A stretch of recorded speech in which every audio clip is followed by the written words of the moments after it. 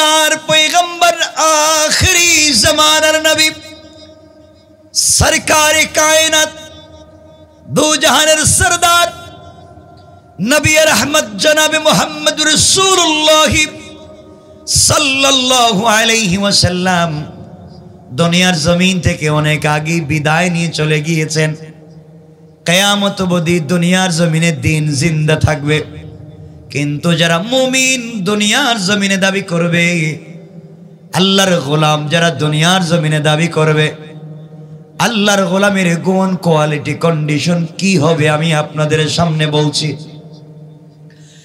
আমার আল্লাহ বলছেন দুনিয়ার জমিনে যারা আল্লাহর গোলাম দাবি করবে, আশিক রাসূল দাবি করবে, নিজেকে আল্লাহর গোলাম মনে করবে, আল্লাহর গোলামের এক নাম্বার গুণ আমার আল্লাহ কোরআনে কারীমের 19 নম্বর পারা 25 নম্বর সূরা সূরা আল ফুরকানের 63 নম্বর আয়াত থেকে আল্লাহ বললেন, আমার আল্লাহ বললেন ওয়া ইবাদুর রাহমানিল্লাযীনা ইয়ামশুনা আলাল আরদি হাওনা।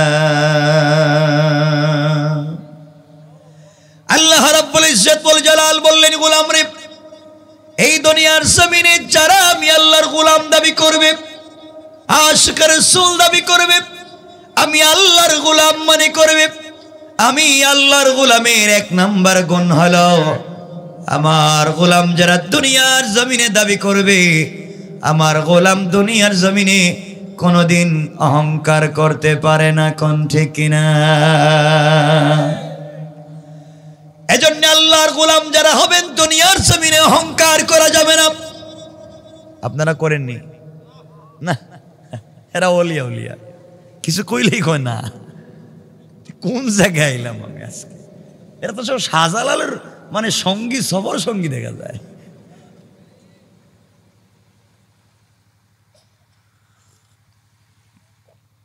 কষ্ট হচ্ছে না তো আপনাদের? বসবেননি কিছুক্ষণ, বসলে কথা বলবো। আছেন তো ইনশাআল্লাহ?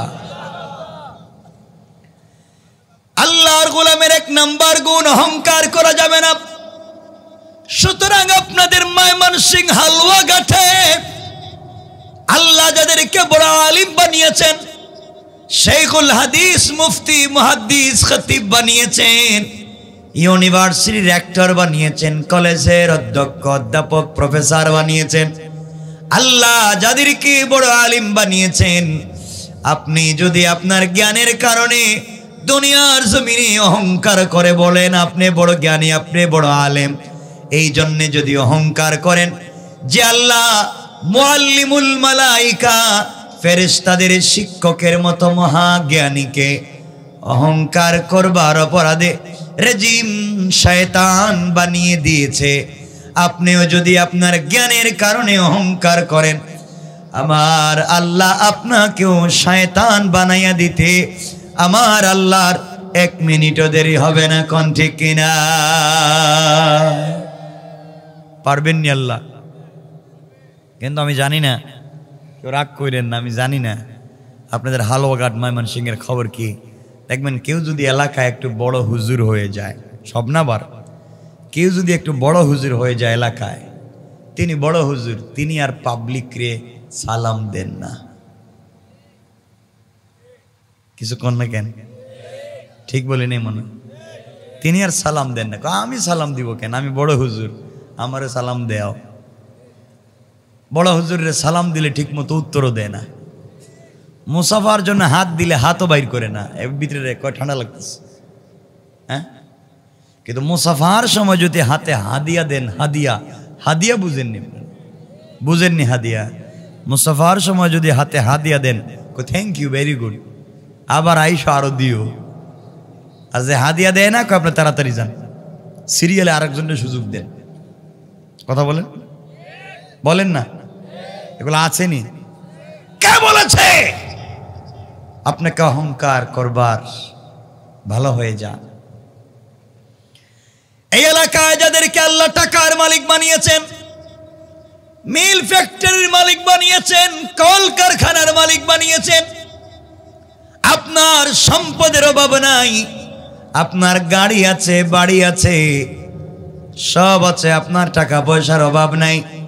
আপনি যদি দুনিয়ার জমিনে টাকার কারণে সম্পদের করেন, যে আল্লাহ নমরুদ, হামান, আবু লাহাবের মতো সম্পদওয়ালা, যাদের সম্পত্তির চাবিগুলাকে উট গাদা ঘোড়া বহন করে নিয়ে যেত, এত সম্পদের মালিক, অহংকার করবার অপরাধে আল্লাহ মাটির সঙ্গে মিশাইয়া দিয়েছে।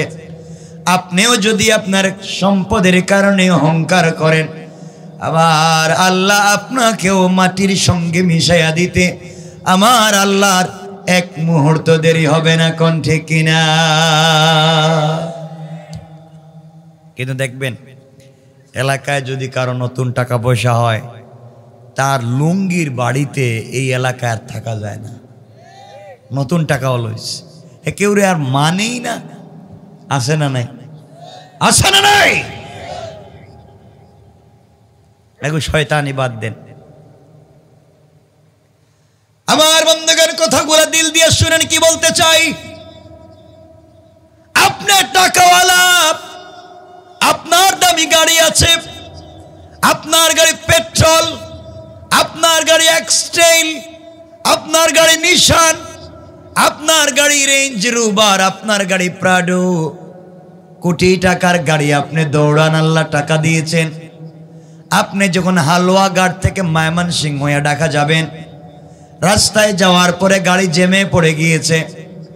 দেখবেন রাস্তার মধ্যে যখন গাড়ি জ্যামের মধ্যে পড়ে যায়, ভিক্ষুকেরা ভিক্ষার ভাঙ্গা থালা নিয়ে আপনার প্রাইভেটের সামনে এসে গাড়ির গ্লাসের সামনে দাঁড়াইয়া বলছে, স্যার আমাকে 5টা টাকা দেন, আমি প্যারালাইসিস, আমাকে 10টা টাকা দেন, আমার সন্তানগুলাকে 3 বেলার খাবার দিতে পারি নাই।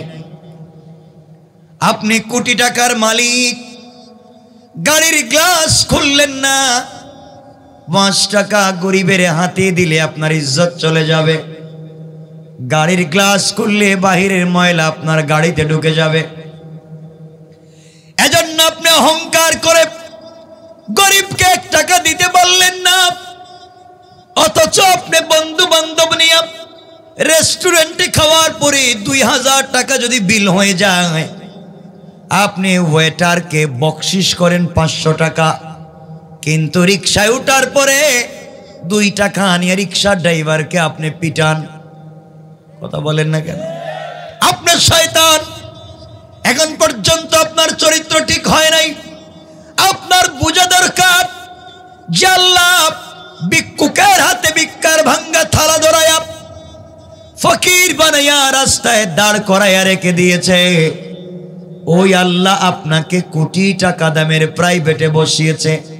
আমার আল্লাহ যদি চায়, এই ভিক্ষুকের হাত থেকে ভিক্ষার ভাঙ্গা থালা ফেলে দিয়া সুন্দর জামা কাপড় পরাইয়া কোটি টাকা দামের প্রাইভেটে বসায়া আপনার মতো সুন্দর জামা কাপড়ের লোককে কোটি টাকা দামের প্রাইভেট থেকে বসায়া ভিক্ষার ভাঙ্গা তালা হাতে ধরাইয়া রাস্তার ফকির বানাইয়া দিতে আমার আল্লাহর 1 মিনিটও দেরি হবে না, কোন ঠিক কিনা?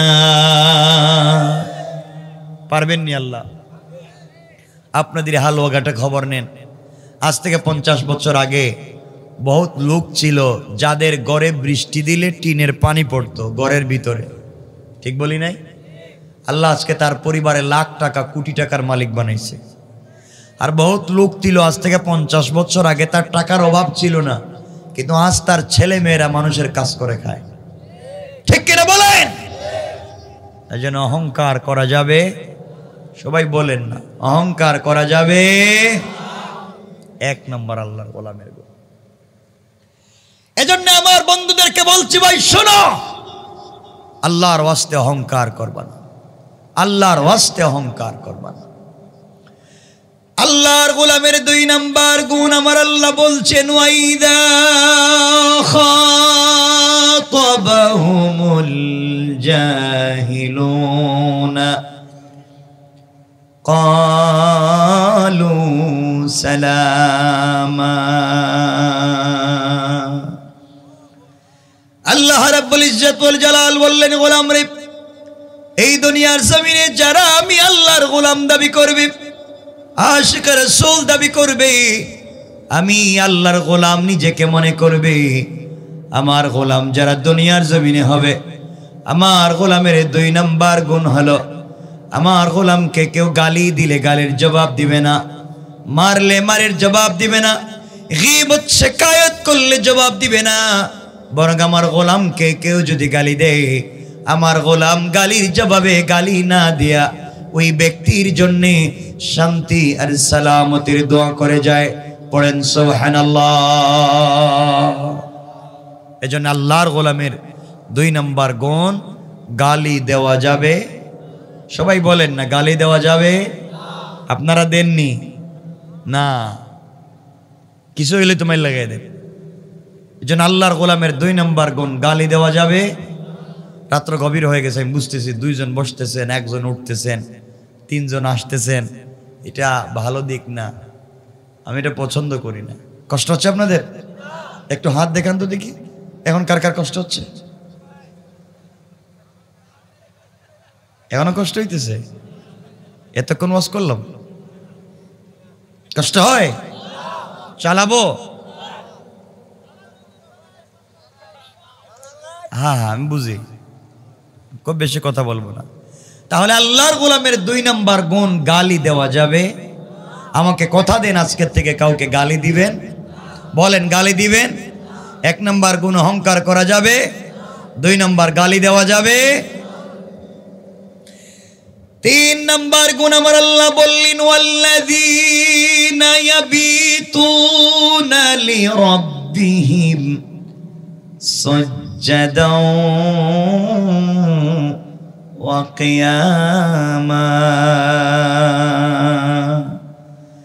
আল্লাহ রাব্বুল ইজ্জত ওয়াল জালাল বললেন, গোলাম রে, এই দুনিয়ার জমিনে যারা আমি আল্লাহর গোলাম দাবি করবে, আশিক রাসূল দাবি করবে, আমি আল্লাহর গোলাম নিজেকে মনে করবে, আমি আল্লাহর গোলামের 3 নাম্বার গুণ হলো, আমার গোলাম বিপদে পড়ে গেলে রুকু করবে আমি আল্লাহর পায়ে, সমস্যায় পড়ে গেলে গোলাম সেজদা করবে আমি আল্লাহর পায়ে, সুজদা ওয়া কিয়ামা, সেজদা আমার জন্য, রুকু আমার জন্য, দাঁড়ানো আমার জন্য। সুতরাং আজকালকে যারা আপনাদের এলাকায় আল্লাহর পা ছাড়া পীরের পায়ে সেজদা করে, মাজারে মাজারে গিয়ে সেজদা করে, আল্লাহর কসম তারা কখনো আল্লাহর গোলাম হতে পারে না। ঠিক কিনা বলেন? এগুলো আসেনি এলাকায়? মাজারে যায়, আসেনি? কেন যান? কেন যান বলা লাগবে? কেন যান? আমি যদি ঢাকা শহরে থাকি, আমার জন্ম, আমার বডির মাটির সঙ্গে যে মাটির সম্পর্ক সেটা হচ্ছে সিলেট, আমার জন্ম সিলেট শহরে। কিছু হইলেই তো আপনারা শাহজালালের মাজারে যান, এখানে গিয়া বলতেন, আব্বা আমার একটা বাচ্চা দেও, তোমার কপালে ঠাডা পড়ুক। বাপ তোমাকে বাচ্চা দিবে কোথায়? বুজুর্গ আলেমদের কবর জিয়ারত করতে না করছি না, কবর জিয়ারত সওয়াবের কাজ, কিন্তু কবরের কাছে গিয়ে মান্নত করা, কবরে টাকা দেওয়া, ঝাড়বাতি জ্বালানো, আগরবাতি জ্বালানো, কবরে গোলাপ জল ছিটিয়ে দেওয়া, এটাই ইসলামী শরীয়তের কোনো কাজ না। ঠিক কিনা ওয়াজ করে বলে? এগুলো শিরক। কবরে গিয়ে কিছু চাওয়া যাবে না। যিনি মরে পড়ে আছেন তার চাইতে আপনার বহুত দাম আছে। যিনি কবরে আছেন, তিনি আব্দুল কাদের জিলানী যদি হন, চাইলে আজকের রাত্রে আল্লাহর কদমে একটা সেজদা দিতে পারবেন না। আব্দুল কাদের জিলানী চাইলে আজকে 2টা কোরআনের আয়াত তিলাওয়াত করতে পারবেন? বলেন, পারবেন? কেন? তিনি কবরে চলে গিয়েছেন। আর আপনাদের এলাকার যদি বদমাইশ হয়, চোর হয়, চাইলে আজকে সারা রাত্র তাহাজ্জুদে কাটাইয়া দিতে পারে। দাম আছে হায়াতে জিন্দেগির। আপনি মরা মানুষের কাছে যান, রাসূল কোনোদিন তার কোনো মরা মানুষের কাছে যান নাই। সাহাবায়ে কেরাম কোনো মরা মানুষের কাছে যান নাই। কথা কি বুঝে আসছে না? আমার কথা রাগ করে কালকে আবার সমালোচনা করবেন। কারো প্রশ্ন থাকলে আমার দাঁড়ায় দাঁড়ায় প্রশ্ন করতে পারবেন, একবারে ডাইরেক্ট অনুমতি আছে। সোজা প্যান্ডেলে দাঁড়িয়ে আমাকে প্রশ্ন করবেন, উত্তর দিব। কিন্তু মনে রাখবেন, আল্লাহ সকল গুনাহ মাফ করে দিতে পারে, শিরিক করলে মাফ করবে না। কোরআনে কারিমে বলছে, ইন্নাহু মাইয়ুশরিক বিল্লাহ, যারা শিরিক করে ফাকাদ হারামাল্লাহু আলাইহিল জান্নাহ, তাদের জন্য জান্নাত হারাম। ওয়া মাওয়াহুন নার, তাদের অরিজিনাল ঠিকানা হচ্ছে জাহান্নাম। ওয়া মা লিয-যালিমিন মিন আনসার, কিয়ামতের দিন তাদের জন্য কোনো সাহায্যকারী নাই। এজন্য শিরিক করা যাবে কি? রাখেন এগুলা, প্রশ্ন লেখা লেখা পাঠাইয়া দিয়েন, সব প্রশ্নের উত্তর দিয়ে দিব মনে, ঠিক আছে না? আপনাদের যদি ডাইরেক্ট প্রশ্ন করতে চান, দাঁড়াইয়া প্রশ্ন করতে পারবেন।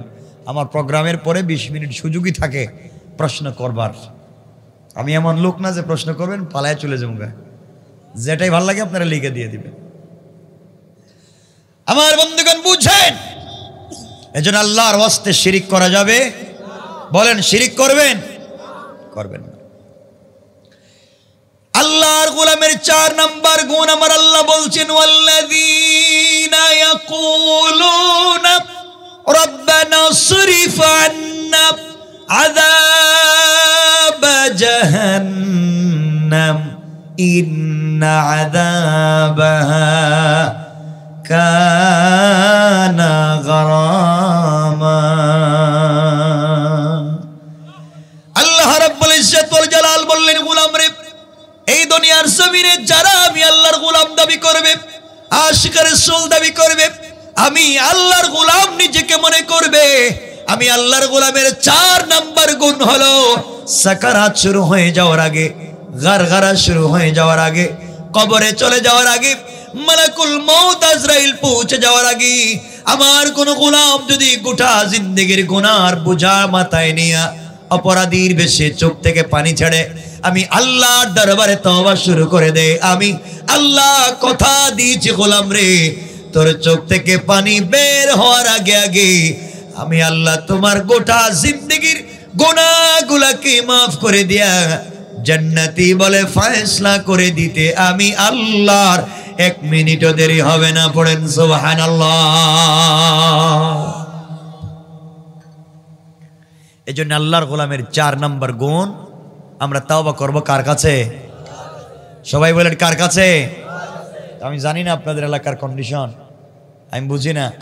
দেখবেন গ্রাম অঞ্চলে মসজিদে যদি বাচ্চারা নামাজে যায়, ছোট ছোট বাচ্চারা মসজিদে নামাজে গেলে মুরব্বীরা ধাক্কায় বাইর করে দেয়, এই চলে যাও, ডিস্টার্ব করো, চিল্লাচিল্লি করো, মারামারি করো, যাও। এগুলা করেনি আল্লাহ জানে। কিছু কর না কেন আপনার? এর তো আমি একা একা চিল্লাম, এই সিস্টেম তো নাই। হ্যাঁ,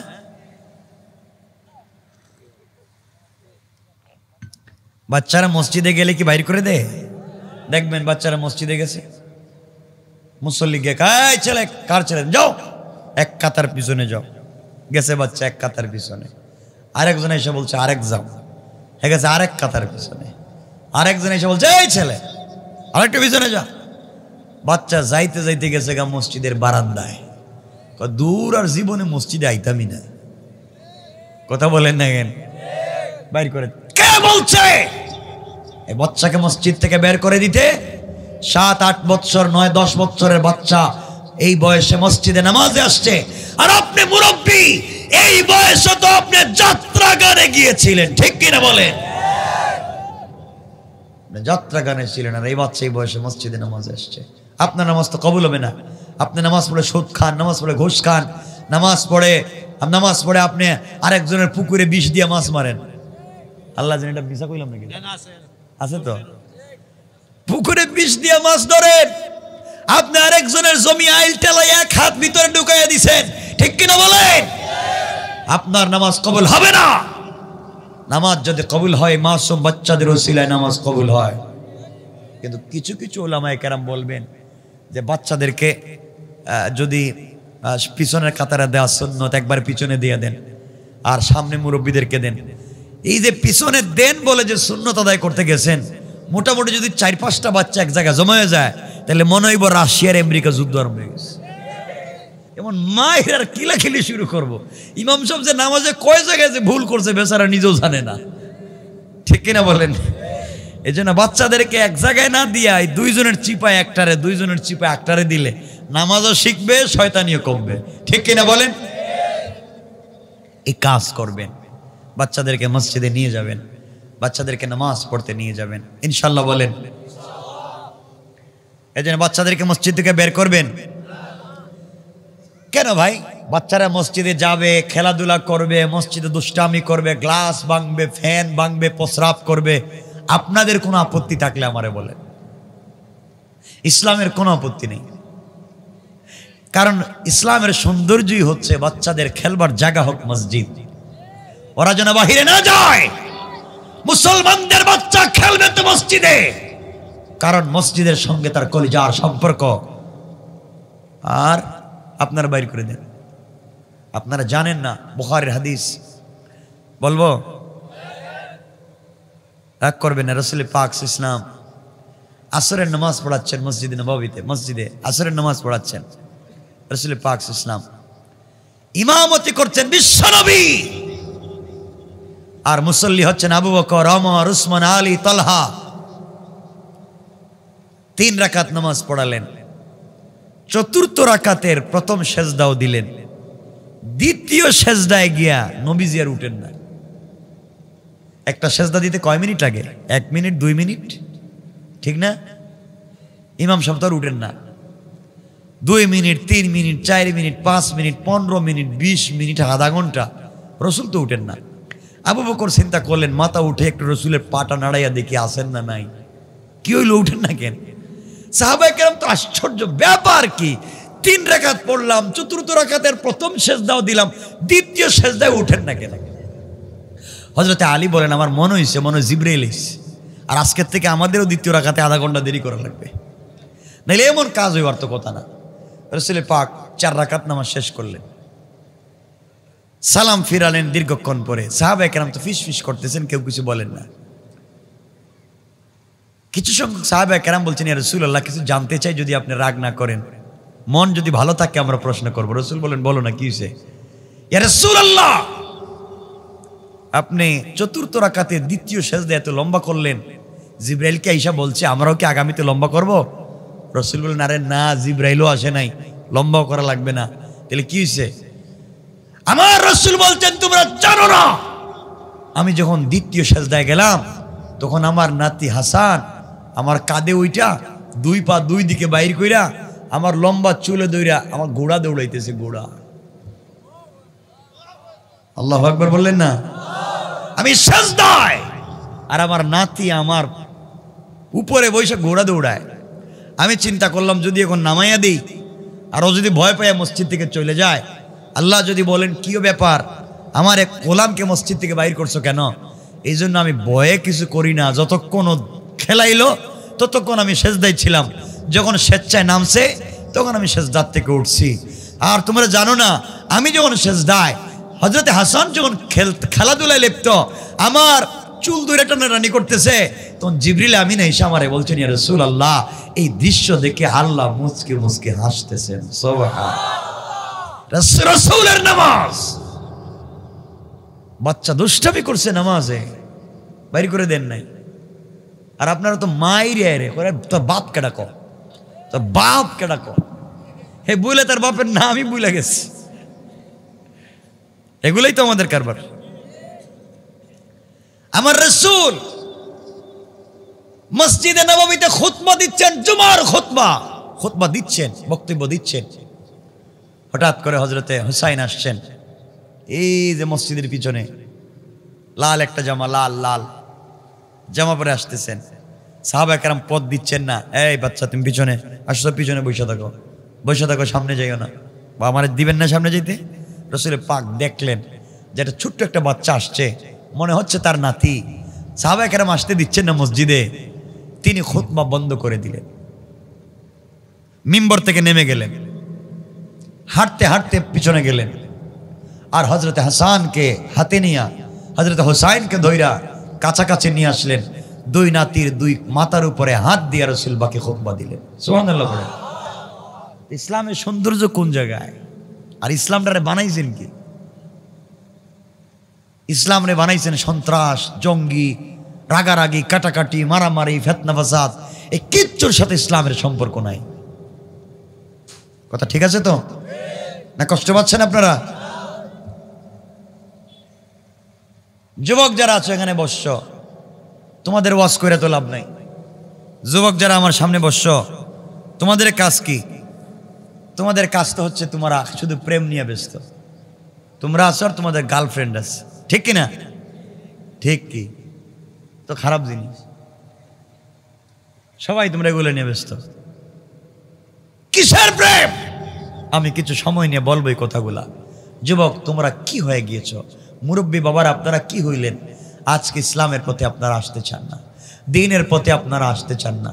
কিছু বললেই বলেন ব্যস্ত, আসো না তাফসিরে ব্যস্ত, আসো না নামাজে ব্যস্ত, আসো না ভালো কাজ করি ব্যস্ত, আসো না পাবলিককে সহযোগিতা করি ব্যস্ত।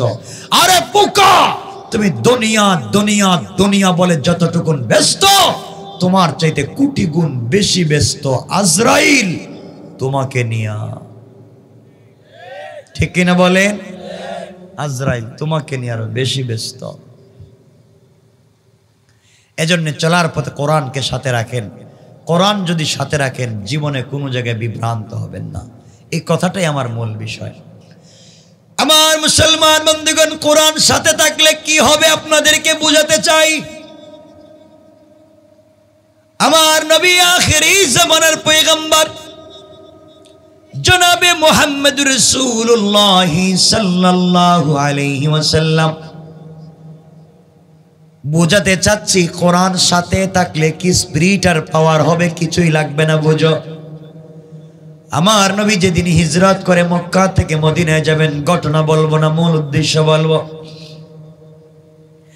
আমার নবী যেদিন হিজরত করে মক্কা থেকে মদিনায় যাবেন, গভীর রজনীতে জিবরিল আমিন এসে সালাম দিয়ে বলছেন, ইয়া রাসূলুল্লাহ, ইয়া হাবিবাল্লাহ, পয়গম্বরে আরবি, ঘুম থেকে উঠে যান, আপনি ইয়াসরিবের দিকে, খেজুর বাগানের দিকে হিজরত করেন। আমার নবীজি ঘুম থেকে উঠে গেলেন, হযরতে আলীকে বিছানায় শোয়াইয়া দিলেন। আমার নবী তৈরি হয়ে গেলেন, হিজরত শুরু করে মদিনায় চলে যাবেন।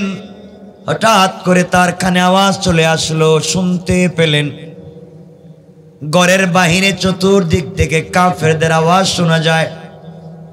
তাদের হাতে তীর, তরবারি, নেজা, বল্লম। আমার নবী ঘর থেকে বের হলে তারা আঘাত করবে, দুনিয়ার জমিন থেকে বিদায় করে দেবে, আমার নবীকে দুনিয়ার জমিন থেকে উঠাইয়া দিবে। এই জন্যে কাফের বেঈমানেরা ঘরের বাইরে চতুর্দিকে বেষ্টন করে রেখে দিয়েছে। আল্লাহর পয়গম্বর আল্লাহকে ডাক দিয়ে বলছেন, আল্লাহ তাআলা, আপনি আমাকে হাবিবুল্লাহ বানিয়েছেন, আপনি আমার প্রেমে পড়েছেন। আয় আল্লাহ তাআলা, আপনার কাছে আমি জানতে চাই, আমার ঘরের চতুর্দিকে কাফের বেঈমানেরা ব্যারিকেড দিয়েছে, ঘর থেকে বের হলে আঘাত করবে, আমাকে মেরে ফেলবে। আল্লাহ তাআলা, আমি কেমনে ঘর থেকে বের হব? হলেই তো আমাকে মারবে। আল্লাহ বললেন, বন্ধুরে, ঘর থেকে বের হওয়ার দায়িত্ব তোমার, আর হেফাজতের জিম্মাদার স্বয়ং আমি আল্লাহ।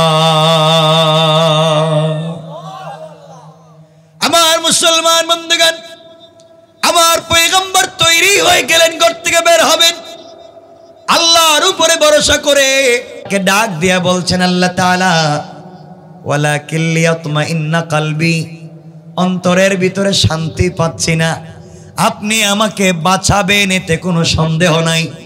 কিন্তু আল্লাহ তাআলা, তুমি বলেছো আদ-দুনিয়া বিল ওয়াসাইল, দুনিয়া তো ওসিলার মাধ্যমে চলে, তুমি যদি আমাকে কোনো ওসিলা দাও যার মাধ্যমে নিজে নিজে বাঁচবো, আপনি শুধু আমাকে একটা ওসিলা তৈরি করে দেন।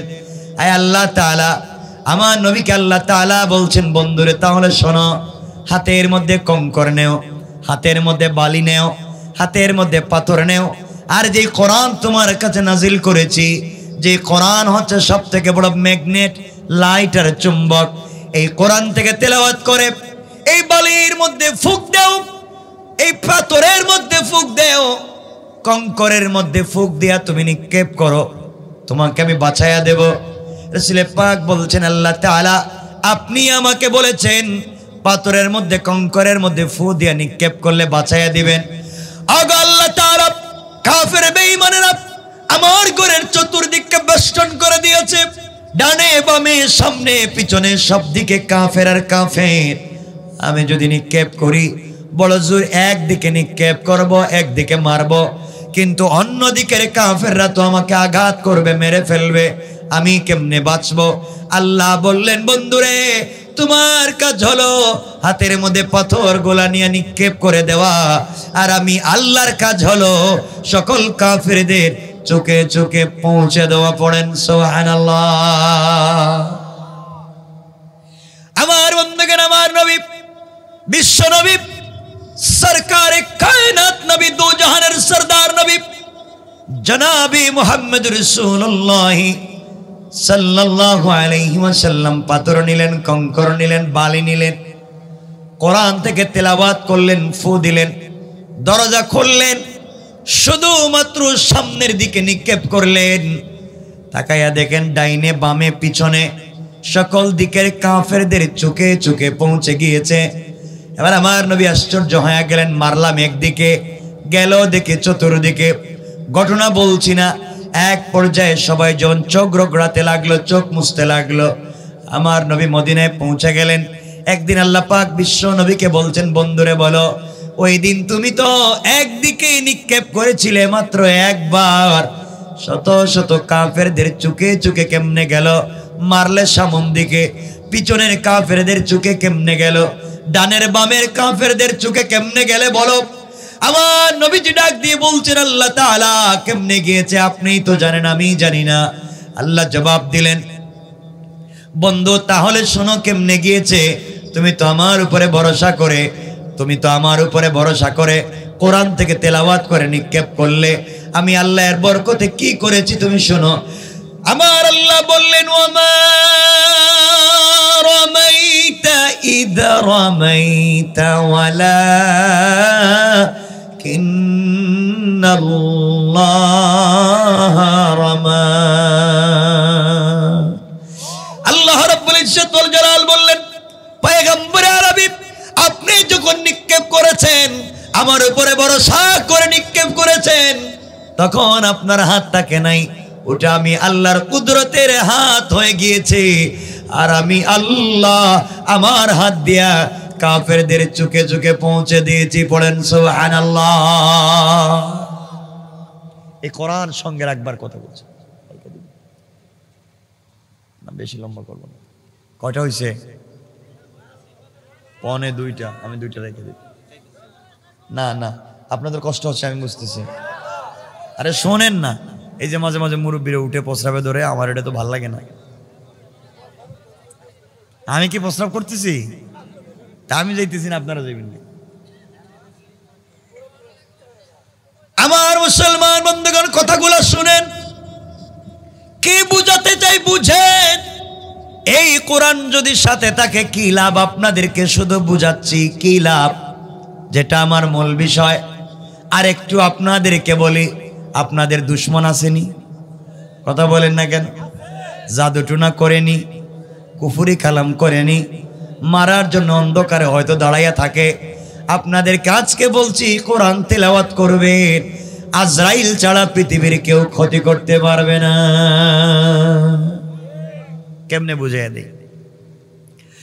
আমার নবী বিশ্ব নবী সরকারে কায়নাত নবী বিশ্ব নবী জনাবে মুহাম্মদ রাসূলুল্লাহ সাল্লাল্লাহু আলাইহি ওয়াসাল্লাম তার বন্ধু আবু বকরকে সঙ্গে নিয়ে কাবা চত্বর পৌঁছে গেলেন।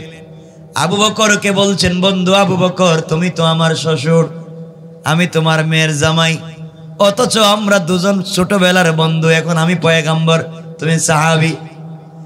আবু বকর আজ তুমি কাবা চত্বরে বসে থাকবে, আর তোমার রানের উপরে মাথা রেখে আমি বিশ্ব নবী শুয়ে থাকবো, আর শুয়ে শুয়ে আমি কোরআন তিলাওয়াত করব, আর তুমি শুনবে। পড়েন সুবহানাল্লাহ। আবু বকর ডাক দিয়ে বলছেন, পয়গম্বরে আরবি, এর চাইতে স্বাদের আর মজার কি হতে পারে? আপনি কোরআন তেলাওয়াত করবেন যার উপরে নাজিল হয়েছে, আর আমি সেই কোরআন তেলাওয়াত শুনব, কেমন মজা। পয়গম্বরে আরবি কোরআন তেলাওয়াত করতে লাগলেন। আবু বকরের রানের উপরে মাথা রেখে শুয়ে শুয়ে আমার নবী কোরআন তেলাওয়াত করে যায়। আবু বকর আমার নবীর তেলাওয়াত গুলো শোনে, চোখের পানি ছেড়ে মুচকে হাসে, রসুলের চেহারা মুবারকের দিকে তাকায়, আল্লাহকে ডাক দিয়া বলছেন, আল্লাহ তাআলা, এভাবে যদি হাজার হাজার বছর চলে যায় আর আমি আবু বকর যদি জিন্দা থাকি, রসুলে পাকের নুরানি চেহারার দিকে যদি তাকায়া থাকি, আমার বিশ্বাস আমার জিন্দেগিতে পেটে কোনো খিদে লাগবে না।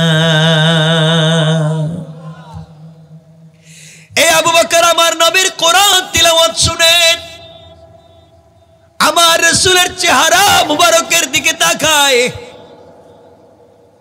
রসুলে পাক যখন তেলাওয়াত করে যায়, নবীজির কপালে ঘাম জমে যায়, ঘাম নাক থেকে আর কপাল থেকে শরীরে মুছে ফেলেন আবু বকর। এভাবে দীর্ঘক্ষণ চলতেছে। আবু বকর হঠাৎ করে রাস্তার দিকে তাকাইয়া দেখেন একজন মহিলা হাতের মধ্যে বিশাল বড় বড় পাথর নিয়েছে, কাঁধের মধ্যে পাথরের বস্তা নিয়েছে, কাবা চত্বরের দিকে আসতেছে।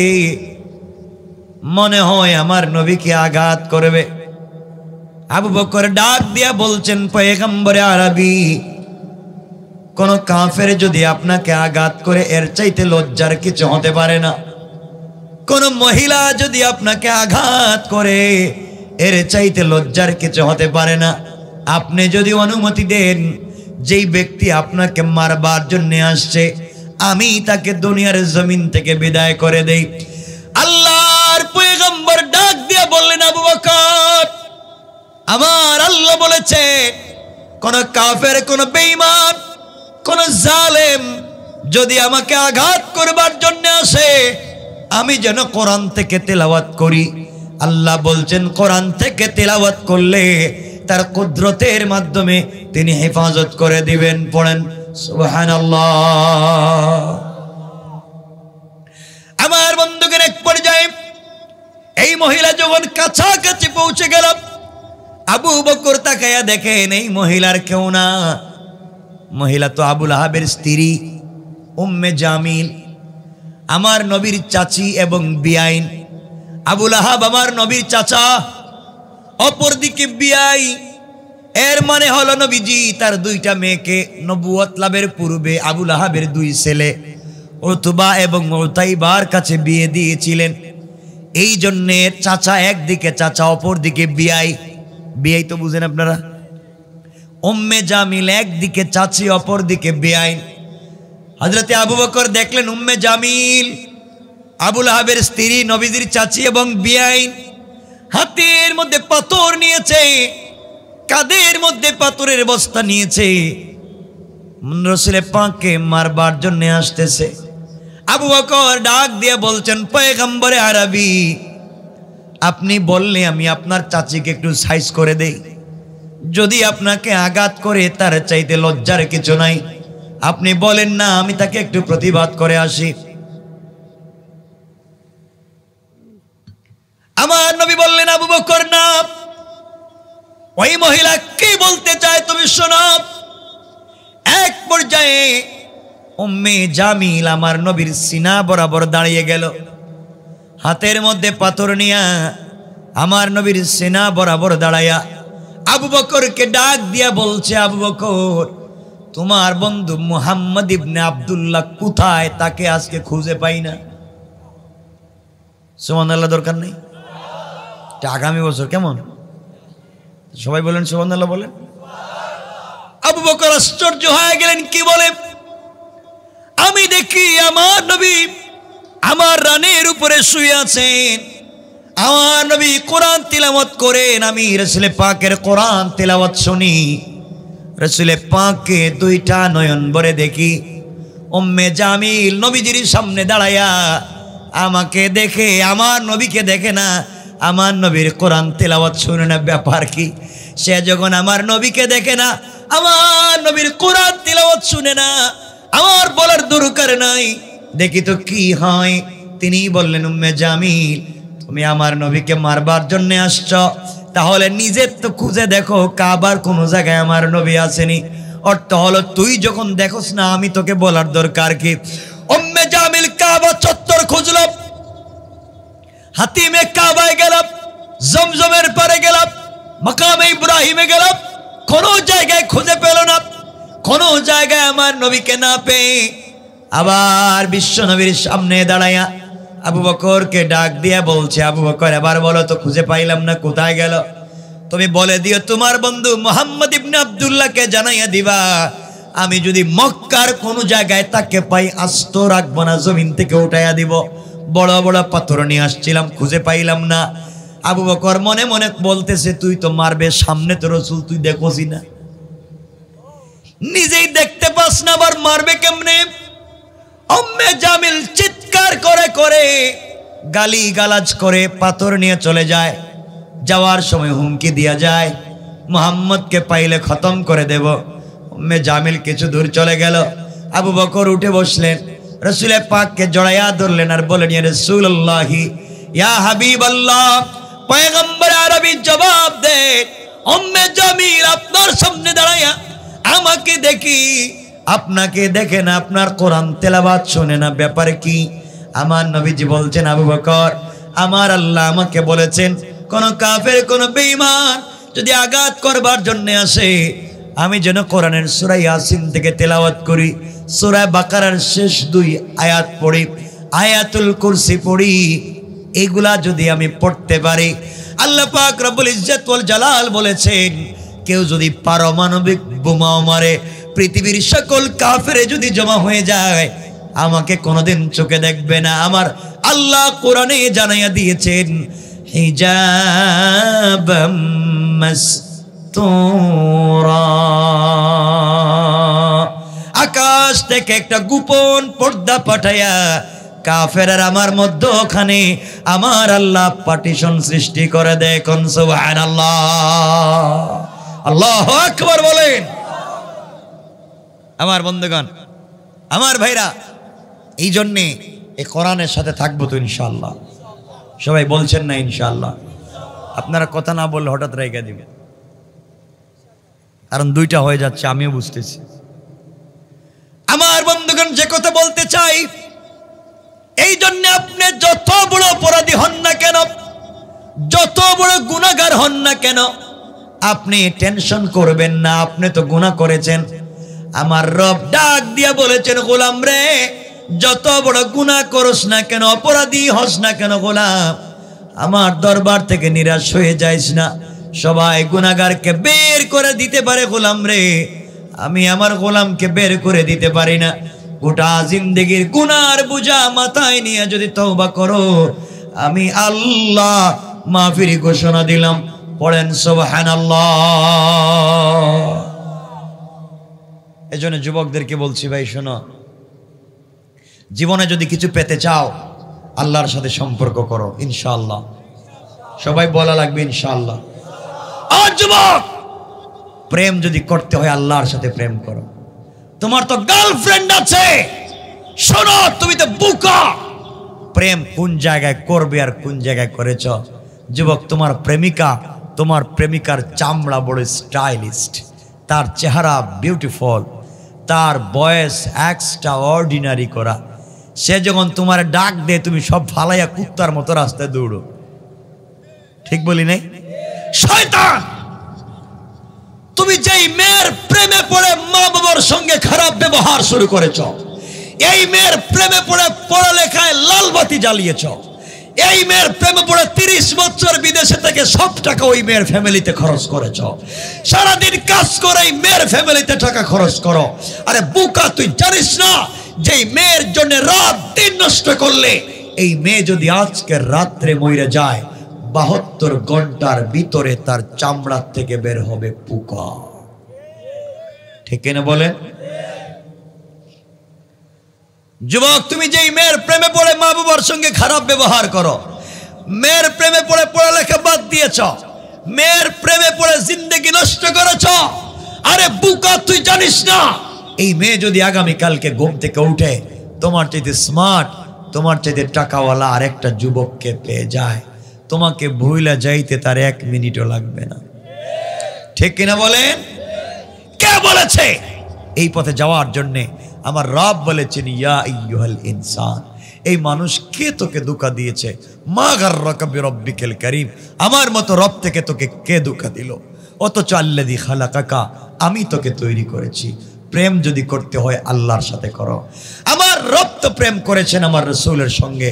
আমার রাসূলকে মাঝে মাঝে আমার রব ডাক দিতেন, ইয়া আইয়ুহাল মুদ্দাসসির, ইয়া আইয়ুহাল মুসাম্মিল, কুম ফাআনজির, ওয়া রাব্বাকা ফাকাব্বির, ওয়া সিয়াবাকা ফাতাহহির।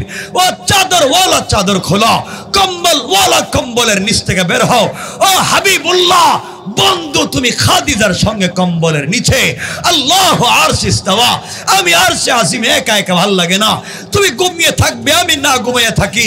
লা তাখুযুহু সিনাতুম ওয়ালা নাওম, আমি তোমার প্রেমে ঘুমাই না, তুমি ঘুমিয়ে থাকো বন্ধু, ভাল লাগে না। একটাবার ঘুম থেকে উঠো, ঠান্ডা পানি দিয়ে ওযু করো, সিজদায় পড়ে সুবহান বলে আমি রবকে ডাক দাও। আমি আল্লাহ কথা দিলাম আরশে আজিমে থাকবো না, সাথে সাথে তোমার ঘরের দরজায় হাজির হয়ে যাব। রব তো তার নাম, রব তো তার নাম। তুমি কেমনে সেই রবকে বলে যাও? আসমান আল্লাহকে বলছে, আল্লাহ ইযা সামাউন শাক্কাত, আমি আসমান ভেঙে দেই।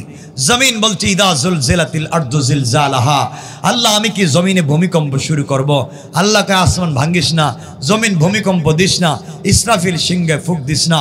আল্লাহর কাছে সবাই বলছে আল্লাহ বলে, সবগুলো নাফরমানার বদমাইশ, একটা আপনার কথা শোনে না। এরপর আপনি এদেরকে বাঁচাতে চান কেন?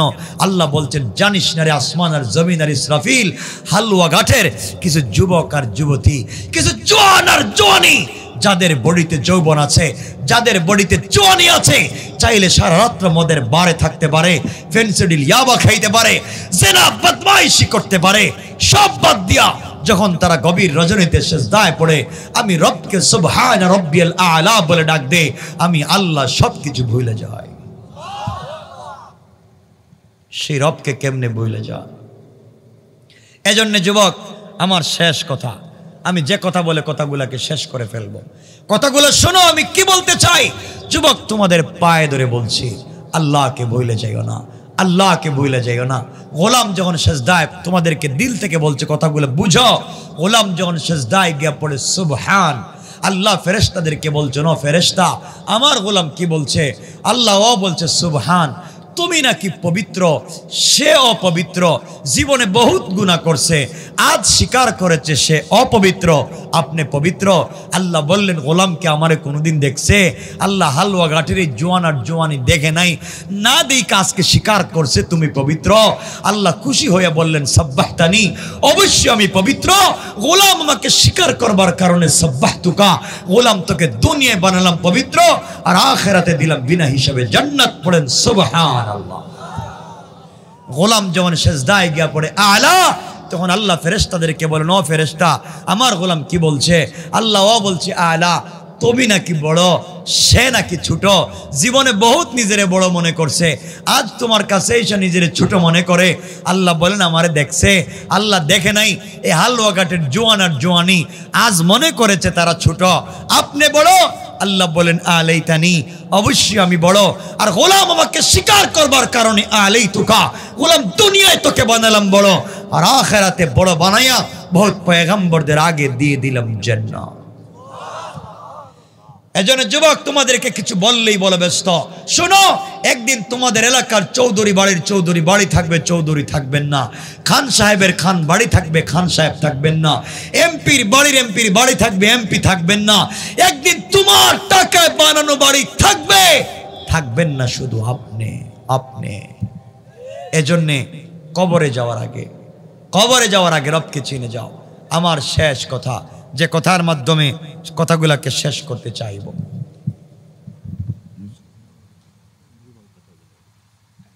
আমার শেষ কথা যুবক, তোমাদেরকে বলছি, আমি তোমাদেরকে বলবো না আজকে ফ্যান্সি ডিল বাদ দিয়ে দো, ইয়াবা খায়নি এলাকায়, একটু আল্লাহ জানে, ইয়াবা বাদ দিয়ে দো। হ্যাঁ, ওরে বাবা, এগুলো বাদ দিয়ে দো। আমি বললাম হুজুর পাক্কা ওয়াদা, আগামীকালকের থেকে খাবো না। সকালবেলা ওয়াদা শেষ, আবার শুরু করে দিলা। যারা ওয়াদা নষ্ট করে, রাসূল পাক বলছেন ওয়ালা দীন লিমান লা আহদালা, যারা ওয়াদা দিয়ে ওয়াদা রাখে না তাদের কোনো ধর্ম নাই। আমি আজকে কি বলতে চাই শোনো যুবক, আমি একজন মেসেঞ্জার, তোমাদেরকে একটা মেসেজ দিচ্ছি, তোমাদেরকে একটা SMS আর বার্তা দিচ্ছি। যুবক, তোমাদের পায়ে ধরে বলছি যুবক শোনো, আমিও তোমাদের মতো যুবক। কি বলতে চাই বুঝো। ও যুবক ভাই, তুমি বন্ধুদের পাল্লায় পড়ে সিনেমা হলে সিনেমা দেখতে গিয়েছ, সিনেমা চলতেছে, নর্তকীর নাচ গান বদমাইশি চলতেছে, এমন সময় নামাজের সময় হয়ে গিয়েছে ঘড়িতে, তোদের পায়ে ধরে বললাম ওখানে নামাজে দাঁড়িয়ে যাও, ওখানে নামাজে দাঁড়িয়ে যাও। আগে নামাজ, এরপরে অন্য কাজ। আগে নামাজ, সিনেমা দেখতেছ, নামাজের সময় হয়ে গিয়েছে, আগে নামাজে দাঁড়িয়ে যাও। বন্ধুদের পাল্লায় পড়ে মদের বারে গিয়েছ, মদের বারে মহিলারা উলঙ্গ হয়ে নাচানাচি করতেছে, তোমার হাতে মদের বোতল, এমন সময় নামাজের সময় হয়ে গিয়েছে। যুবক, তোদের পায়ে ধরে বলে গেলাম মদের বোতলটা টেবিলে রাইখা দে, আগে নামাজে দাঁড়াইয়া যাও, আগে নামাজে দাঁড়াইয়া যাও, এরপরে অন্য কাজ। বন্ধুদের পাল্লায় পড়ে ফ্যান্সি ডিলের বারে গিয়েছ, ফ্যান্সি ডিলের বোতল তোমার হাতে, সবাই উলঙ্গ হয়ে নাচানাচি করতেছে, জমকালো আয়োজন চলছে, শয়তানিয়ার নষ্টামি। নামাজের সময় হয়ে গিয়েছে, তোমার ফ্যান্সি ডিলের বোতলটা পকেটে রাইখা দাও, তুমি নামাজে দাঁড়িয়ে যাও। আগে নামাজ, এরপরে অন্য কাজ। বন্ধুদের পাল্লায় পড়ে ইয়াবার ট্যাবলেট হাতে নিয়েছ, ইয়াবার ট্যাবলেট হাতে, এখন তুমি খাইতে যাইবে, নামাজের সময় হয়ে গিয়েছে, মুয়াজ্জিন বলছে হাইয়া আলাল ফালাহ, কল্যাণ তো মসজিদে, ইয়াবার ট্যাবলেটে কল্যাণ নাই, শয়তানি বদমাইশিতে কল্যাণ নাই। চলো যুবক, তোমাকে বলছি ট্যাবলেটটা পকেটে রাইখা দে ভাই, আগে নামাজে দাঁড়াইয়া যাও, আগে নামাজে দাঁড়াইয়া যাও। বন্ধুদের পাল্লায় পড়ে বদমাইশি করেছ, জেনা করেছ, তুমি অপবিত্র, নামাজের সময় হয়ে গিয়েছে, ওখানে পবিত্র হইয়া ওখানে নামাজে দাঁড়িয়ে যাও, আগে নামাজে দাঁড়াও, আগে নামাজে দাঁড়াও। যুবক, তোমাকে আরেকটু বুঝাইয়া বলি, তোমার মাথায় যদি পাগড়ি থাকে, পাগড়ি পরে নামাজে দাঁড়িয়ে যাও। পাগড়ি যদি না থাকে, একটা টুপি পরে নামাজে দাঁড়িয়ে যাও। টুপিও যদি না থাকে, খালি মাথায় তুমি নামাজে দাঁড়িয়ে যাও, তাও সময় মতো সালাতু আলা ওয়াক্তিহা, সময় মতো নামাজটা পড়ো। যুবক, তোমার শরীরে যদি একটা পাঞ্জাবি থাকে, পাঞ্জাবি পরে নামাজে দাঁড়িয়ে যাও। পাঞ্জাবি যদি না থাকে, একটা শার্ট পরে নামাজে দাঁড়িয়ে যাও। একটা শার্টও যদি না থাকে, একটা টি শার্ট পরো, তাও নামাজে দাঁড়িয়ে যাও। একটা টি শার্টও যদি না থাকে, একটা স্যান্ডু গেঞ্জি পরে তাও নামাজে দাঁড়াও। একটা স্যান্ডু গেঞ্জিও যদি না থাকে, খালি মাথায় খালি গায়ে, তাও সময় মতো নামাজে দাঁড়াও। দুহাত জোড় করে বললাম, তাও সময় মতো নামাজে দাঁড়াও। যদি তোমার শরীরে একটা পায়জামা থাকে, পায়জামা পরে নামাজে দাঁড়াও। পায়জামা যদি না থাকে, একটা প্যান্ট পরে নামাজে দাঁড়াও। প্যান্টও যদি না থাকে, 3 কোয়ার্টার পরে তাও নামাজে দাঁড়াও। 3 কোয়ার্টারও যদি না থাকে, হাঁটু থেকে নাভি পর্যন্ত ঢাকো, তাও নামাজে দাঁড়াও। হাঁটু থেকে নাভি পর্যন্ত ঢাকবার কাপড় যদি নাও থাকে, খালি মাথায় খালি গায়ে পুরো উলঙ্গ হয়ে, তাও তুমি নামাজে দাঁড়াও, তাও তুমি নামাজ পড়ো। যুবক, তোদের পায়ে ধরে বলছি, যদি পানির ব্যবস্থা থাকে, পানি দিয়ে ওযু করে নামাজে দাঁড়াও। পানির যদি ব্যবস্থা না থাকে, তায়াম্মুম করে নামাজে দাঁড়াও। তায়াম্মুমের যদি ব্যবস্থা না থাকে, যুবক, তোদের পায়ে ধরে বললাম, বিনা ওযুতে, বিনা তায়াম্মুমে, খালি মাথায় খালি গায়ে, গোটা শরীর উলঙ্গ, তাও তুমি নামাজ পড়ো। আসমানে না জমিনে, বিমানে না সাগরে, লঞ্চে না নদীতে না গাড়িতে, তা জানতে চাই না, যেখানে যে অবস্থায় আছো তুমি নামাজে দাঁড়িয়ে যাও, তুমি নামাজে দাঁড়িয়ে যাও। আমার বিশ্বাস, রব বলেছেন ইন্নাস সালাতা তানহা আনিল ফাহশাই ওয়াল মুনকার, এই সালাত একদিন তোমাকে সকল অশ্লীলতা থেকে বাঁচাইয়া বাঁচাইয়া আল্লাহ পর্যন্ত পৌঁছায় দিবে ইনশাআল্লাহ, ইনশাআল্লাহ। আর কেমনে বুঝালে বুঝবেন? তাও নামাজটা পড়ো, কারণ তোমার রাসূলের জিন্দেগির শেষ কথাই সালাত। তাও নামাজ পড়ো ইনশাআল্লাহ বলেন, আমারে কথা দিন ইনশাআল্লাহ বলেন। আল্লাহ আমাদেরকে কবুল করুক, সবাই বলেন আমিন। কেউ উঠবেন না, কথা বাকি আছে। সুতরাং আজকের আলোচনার মূল বিষয়, 1 নম্বর অহংকার করব না, 2 নম্বর গালি দিব না, 3 নম্বর রুকু সেজদা আল্লাহর পায়ে, 4 নম্বর তওবা করব আল্লাহর কাছে। এই 4 গুণ অর্জন করে তওবার মাধ্যমে যদি কেউ সালাত কায়েম করে, রাসূল পাক বলছেন ফা দাখালাল জান্নাতা বিসালাম, মরলেই দারুস সালাম নামক জান্নাতে পৌঁছে যাবে। পড়েন না সুবহানাল্লাহ।